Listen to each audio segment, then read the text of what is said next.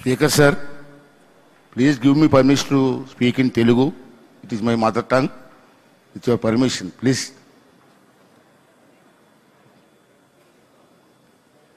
గౌరవ లోక్సభ స్పీకర్ గారు ఓం బిర్లా గారు, అలాగే గౌరవ రాజ్యసభ డిప్యూటీ చైర్మన్ గారు హరివంశ్ గారు, రెవెన్యూ శాఖ మంత్రి గారు వారు ఎంతో సహకారం చేశారు. ఈ జిల్లాకి అతను ఇన్ఛార్జ్ మంత్రి గారు వారు లేరు, అయినప్పటికీ వారి సహకారానికి వారికి కూడా ధన్యవాదాలు తెలియజేస్తున్నాను. అలాగే మన ఫైనాన్స్ మినిస్టర్ గారు, ఈ కార్యక్రమం ఎలా జరుగుతుందంటే ఈజ్ ది ఓన్లీ పర్సన్ వారి బ్లెస్సింగ్స్తో ఈ కార్యక్రమం ఏర్పాటు చేయడం జరిగింది, చంద్రబాబు నాయుడు గారి బ్లెస్సింగ్స్తో కూడా. అదేవిధంగా సోదరిమణి గౌరవ పార్లమెంట్ మహిళా సాధికారిత కమిటీ అధ్యక్షురాలు దగ్గుపాటి పురంధేశ్వరి గారు, మా గురువు గారి కూతురు, మా గురువు గారు డాక్టర్. అదేవిధంగా ఆంధ్రప్రదేశ్ శాసనసభ మహిళా శిశు సంక్షేమ దివ్యాంగుల వయోజన సంక్షేమ కమిటీ చైర్మన్గా సరితారెడ్డి గారు, డిప్యూటీ స్పీకర్ గారు రఘురామరాజు గారు, గౌరవ రాష్ట్ర కమిటీల చైర్మన్లందరికీ కూడా ఆంధ్రప్రదేశ్ గవర్నమెంట్ తరఫున నా తరఫున కూడా స్వాగతం, సుస్వాగతం, వెల్కమ్.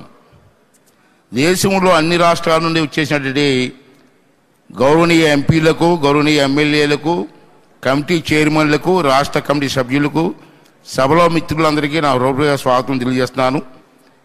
ఈ కాన్ఫరెన్స్ నిర్వహించే అత్యంత ఘనమైన అవకాశం కల్పించినటువంటి లోక్సభ స్పీకర్ గారికి నా తరపున, మన రాష్ట్ర ప్రజల తరపున, మన రాష్ట్ర మహిళల తరపున వారికి కూడా నా హృదయపూర్వక ధన్యవాదాలు తెలియజేస్తున్నాను. ముఖ్యమైన విషయం ఏంటంటే తిరుపతి లార్డ్ వెంకటేశ్వర అందరికీ ఇష్టమైన దైవం. అటువంటి వెంకటేశ్వరుని సన్నిధిలో ఈ మహిళలతో సాధికార మీటింగ్ జరగడం అన్నది చాలా అదృష్టంగా భావిస్తున్నాను. ఇది మంచి పరిణామం అని కూడా భావిస్తున్నాను. స్వామివారి ఆశీస్సులతో మీ మహిళలందరూ కూడా మంచి నిర్ణయాలు తీసుకొని మహిళా లోకం అభివృద్ధి చెందడం కోసం కొన్ని తీర్మానాలు చేయవలసిన అవసరం ఉంది. దానికి మీరందరూ కూడా ఈ 2 రోజులు స్టడీ చేసి, డిస్కషన్ చేసి మహిళా లోకం ముందుకు వెళ్ళడం కోసం మీరు ప్రయత్నం చేయాలని చెప్పి ఈ సందర్భంలో మీ అందరికీ మనవి చేస్తున్నాను. మన దేశ స్వాతంత్ర సమరంలో, రాజ్యాంగ నిర్మాణంలోనూ ప్రతి కీలక ఘటనలోనూ మహిళలు ముందున్నారు. మీ అందరికీ తెలుసు, మనకు హిస్టరీ చదువుకున్నాం. నేడు కూడా వారు రాజకీయాల్లో సమాజ అభివృద్ధి కొరకు ప్రతి రంగంలో తమ ముద్ర వేశారు. అయినా మహిళలు వారిని మరింత బలంగా నిర్మించాలని ఇదే మన ఆశయం అని చెప్పి మీరందరూ కూడా భావించవలసినటువంటి అవసరం ఉందని చెప్పి ఈ సందర్భంలో మీ అందరికీ మనవి చేస్తున్నాను. ప్రతి రాష్ట్రంలో సవాళ్ళు వేరువేరు అయినా ప్రతి రాష్ట్రంలో వేరువేరు సవాళ్ళు ఉంటాయి. ఆంధ్ర రాష్ట్రంలో కొన్ని సమస్యలు ఉంటాయి, పక్క రాష్ట్రాల్లో కొన్ని సమస్యలు ఉంటాయి. అయినా లక్ష్యాలు ఒకటే. ఆ లక్ష్యం ఏంటంటే మహిళల భవిష్యత్తు, సమాన అవకాశాలు, సురక్షిత సమాజ గౌరవమైన జీవితం. ఈ లక్ష్య సాధనకు మనం అందరం కలిసి ఆలోచించి కృషి చేయాలని చెప్పి మీ సభ్యులందరికీ కూడా ఈ సందర్భంలో మనం చేస్తున్నాను. మన రాష్ట్రాలు, మన పార్టీలు వేరైనా, రాజకీయాల్లో అనేక పార్టీలు ఉంటాయి. రాష్ట్రాలు వేరైనా, పార్టీలు వేరైనా, మహిళా సాధికారత అనే విషయం మాత్రం పార్టీలకు అతీతంగా మన దేశ హితం కోసం మనందరం కూడా కలిసికట్టుగా ముందుకు సాగాలని చెప్పి ఈ సందర్భంగా మనం చేస్తున్నాను. రాజ్యాంగ సభల్లో తెలుగు నేల నుండి దుర్గాబాయి దేశ్ముఖ్ వంటి వారి సేవలు అందించిన సంగతి మనందరికీ తెలుసు.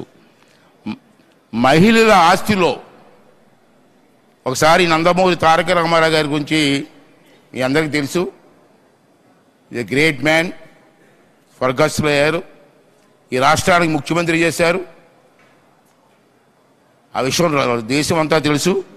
మహిళల ఆస్తిలో భాగం ఇవ్వాలని చెప్పినట్టు ఏకైక నాయకుడు నందమూరి తారక రామారావు గారు అని చెప్పి సందర్భం మనం చేస్తున్నాం.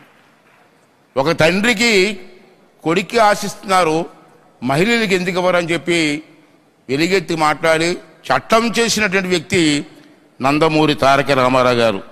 అదేవిధంగా ఉద్యోగాల్లో చదువుల్లో రిజర్వేషన్లు ఇచ్చారు. అటువంటి మహానుభావుడు పెట్టినటువంటి పార్టీ తెలుగుదేశం పార్టీ.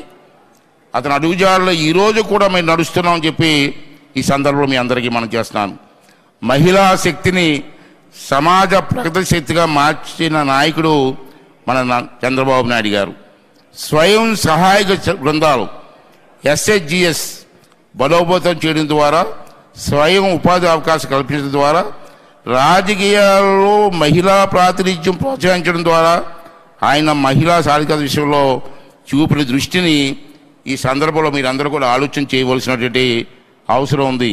దానికి ఒక ఉదాహరణ చెప్తా. ఈరోజు అందరూ మాట్లాడుతున్నాం, కానీ 1999లో శ్రీ నందమూరి తారక రామారావు గారు ఉమ్మడి రాష్ట్రం ఆంధ్రప్రదేశ్కి స్పీకర్గా ఒక మహిళని పెట్టి నడిపిన సంగతి మీరు అందరూ గుర్తు చేసుకోవాలి. ఇది నాట్ ఎ జోక్. ఆ రోజుల్లో ఒక మహిళ స్పీకర్ ఏంటని చెప్పే రోజులు ఆ రోజుల్లో. అయినా ఒక మహిళని తీసుకొచ్చి ప్రతిభా భారతి గారిని ఉమ్మడి ఆంధ్ర రాష్ట్రంలో హైదరాబాదులో స్పీకర్గా నియమించిన సంగతి ఒకసారి మీరు అందరూ కూడా గుర్తు చేసుకోవాల్సిన అవసరం ఉంది. అటువంటి నిర్ణయాలు అన్ని రాష్ట్రాల్లో కూడా తీసుకోవాలని చెప్పి ఈ సందర్భంలో మనం చేస్తాను. ఈ కమిటీ వ్యవస్థ అనేది చట్ట సభలకు ఒక ఆయుపట్టు లాంటిది. సభా సమావేశాలు సంవత్సరం పొడుగునా జరగడం సాధ్యం కాని పని. ఈ కమిటీలు సభ పని భారాన్ని పంచుకోవాలి. ఈరోజు అసెంబ్లీలో కమిటీలు వేస్తున్నారు. మీరు ఎన్ని కమిటీలు మీరు మీటింగ్ జరుగుతున్నాయి. అసెంబ్లీలో అన్నీ చర్చించలేము. కమిటీలు కూడా భారాన్ని తీసుకొని ఆ కమిటీల ద్వారా న్యాయం చేయవలసినటువంటి అవసరం ఉందని చెప్పి సందర్భంలో మనం చేస్తున్నాను. ప్రజలు చాలా నమ్మకంతో ఒక ముఖ్యమైన విషయం చెప్తాను. ప్లీజ్ డయాస్ పైన ఉన్నవా కానీ మీరు కూడా ఒకసారి ఆలోచన చేయవలసిన అవసరం ఉంది. ప్రజలు అందరూ నమ్మకంతో మనల్ని ప్రజాప్రతినిధులు ఎన్నుకున్నారు. అయితే మనం ఏం చేస్తున్నాం? ఒకసారి హార్ట్ మీద చేయి వేసుకొని ఆలోచన చేయవలసిన అవసరం ఉంది. ఈవేళ ఈ బాధ్యతను మనం పద్ధతి ప్రకారం నియమ నిబంధనల ప్రకారం పనిచేస్తామని వారి నమ్మకం. వారి నమ్మకాన్ని ఏ పరిస్థితుల్లో కూడా మనం వెమ్ము చేయకూడదు అనేదే నా భావన. మనం ప్రజాసేవకులం, అది గుర్తుంచుకోండి. మనం ప్రజాసేవకులం. ఒక ప్రభుత్వ ఉద్యోగి కంటే బాధ్యతగా పనిచేయవలసిన అవసరం చాలా ఉంది. విలువల విషయంలో ప్రజాప్రతినిధులుగా మనం రాజీ పడడం ఉండకూడదు. మన ప్రవర్తన సమాజానికి ఆదర్శంగా ఉండాలని చెప్పి ఈ సమావేశం ద్వారా మీకు మనం చేస్తాను. శాసనసభాపతిగా ఒక ప్రశ్న నన్ను వేధిస్తుంది సార్. వేదిక మీద పెద్దలందరూ కూడా ఆలోచించాలా. ఏంటి ఆ వేదన అంటే, మన అందరం సంరక్షకులైన లోక్సభ స్పీకర్ గారి సమక్షంలో నా బాధను వ్యక్తం చేయవలసిన అవసరం ఉంది. అందుకే నేను మనసు విప్పి మాట్లాడుతాను. ఈరోజు ఇందాక చెప్పాను, చిరుద్యోగులు సైతం నో వర్క్ నో పే అన్న ఒక స్లోగన్ మీద వెళ్తున్నాం. కానీ మేము ఎమ్మెల్యేలకి అది వర్తించదా? మన ఎమ్మెల్యేలు శాసనసభకు కూడా రావట్లే.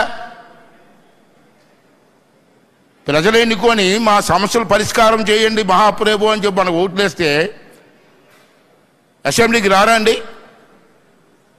రారా? ఎక్కడో బయట మాట్లాడే బదులు అసెంబ్లీలో మీరు మాట్లాడవచ్చు కదా.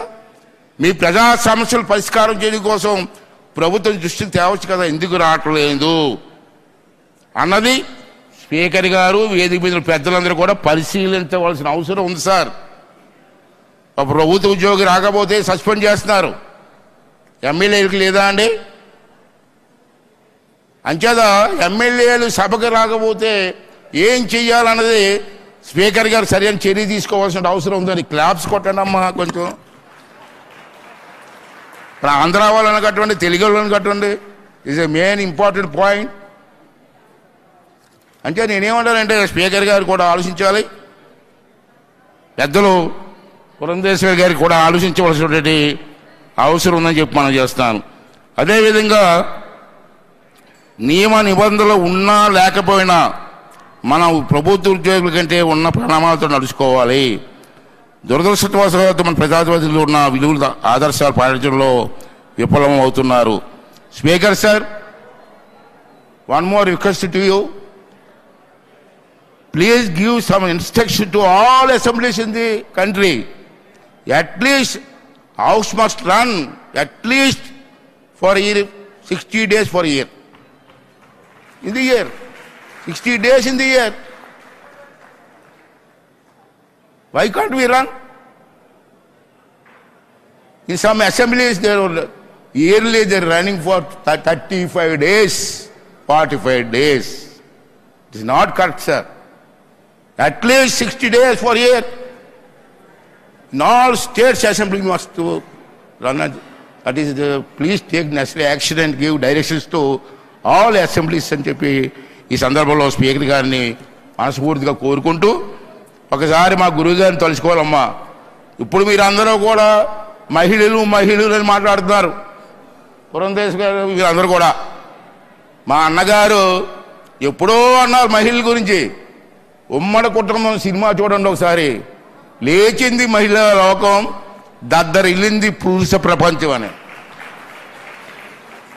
ఆ రోజే అన్నారు అన్నగారు, కొత్త ఏం కాదు. అంచేత ఏదండి సారీ ఉమ్మడి కూడా గుండమ్మ కదట. ఒకసారి చూడండి, పిక్చర్ చూడండి. ఆ రోజు ఎన్టీ రామారావు గారు అన్నారు లేచింది మహిళా లోకం అని. అంటే మీ అందరూ మహిళలు కూడా ఈ సమావేశంలో టైం వేస్ట్ చేయకుండా డిస్కషన్ చేయండి. మహిళల కోసం ఏ నిర్ణయం తీసుకున్నా అది మీరు స్పీకర్ గారికి రికార్డెడ్గా పంపించండి. స్పీకర్ గారు కూడా మంచి స్పీకర్ గారు ఉన్నారు మనకి, పార్లమెంట్ స్పీకర్ గారు. వారిని ఆశీర్వాదంతో అవన్నీ కూడా అమలు చేసి ఈ ప్రపంచానికి తీసుకెళ్దామని చెప్పి మనం చేస్తాం. ఆస్తులు అక్కన్నారు, మగపిల్లవాడితో ఆడపిల్లకు హక్కు అని చెప్పి ఎన్టీ రామారావు గారు చెప్పారు. రాజకీయాల్లో మహిళలు రావాలన్నారు. సర్పంచులు, ఎంపీటీసీలు, జడ్పీటీసీలు, ఎమ్మెల్యేలు, ఎంపీలు అందరికి కూడా ఈరోజు మహిళలకు ఇస్తున్నారు. ఆంధ్ర రాష్ట్రంలో కాదు, రాష్ట్ర వ్యాప్తంగా ఇస్తున్నారు. అదే ఉద్యోగాల్లో రిజర్వేషన్.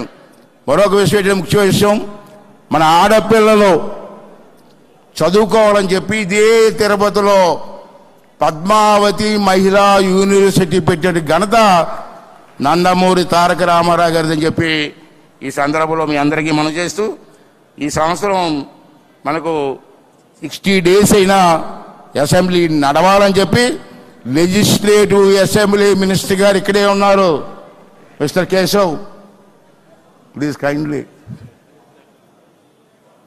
అంటే అది ఈ 4 విషయాలు తమకు చెప్పాలని చెప్పి ఉద్దేశంతో మరి ఈవేళ మినిస్టర్స్ ఒక విషయం చెప్పాలి, లాస్ట్లీ క్లోజ్ చేస్తా ప్లీజ్. మన ఆంధ్ర రాష్ట్రంలో చంద్రబాబు గారు మొన్న గవర్నమెంట్ ఫార్మ్ చేసినప్పుడు మినిస్టర్స్ ఇచ్చారు. దాంట్లో మా మినిస్టర్స్లో 3 ఆడపిల్లలు ఉన్నారు, 3 లేడీస్ ఉన్నారు. అంటే మీకు తెలుసు ఇతర రాష్ట్రాల ప్రతినిధులకు చెప్పాలని. వన్ ఈజ్ అనిత మేడం, ఆమె ఏమి తెలుసా, is a home minister for state, home minister for state Anitha. Sanjay Rani గారు, ఈయన కూడా minister from Vizianagaram district, backward district. Sabitha వెరిసి, ఆమె కూడా ఒక మినిస్టర్. అంటే క్యాబినెట్లో మొత్తం మీద 3 మినిస్టర్లు ఉన్నటువంటి ప్రభుత్వం ఆంధ్ర రాష్ట్రంలో ఉంది. అన్ని రాష్ట్రాల్లో కూడా మహిళల్ని మినిస్టర్లు చేయండి. అప్పుడు లేడీస్కి ఒక బలం, ఒక ఐక్యత వస్తుందని చెప్పి ఈ సందర్భం చేస్తూ ఈ చక్కటి అవకాశం ఇచ్చినటువంటి స్పీకర్ గారికి, పెద్దలందరికీ నమస్కారం. ఈ 2 days కూడా రేపు మార్నింగ్ మనందరం కలిసి లార్డ్ వెంకటేశ్వర దర్శనానికి వెళ్తున్నాం.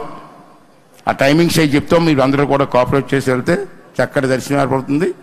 ఈ 2 days కూడా మా ఆతిథ్యం స్వీకరించి మా రాష్ట్ర వారిని, మా రాష్ట్ర ప్రజలందరూ కూడా దీవించి ఈ తాలూకు ఐక్యత చాటాలని చెప్పి మరొకసారి కోరుకుంటూ థ్యాంక్ యూ అండి, థ్యాంక్ యూ వెరీ మచ్ అండి.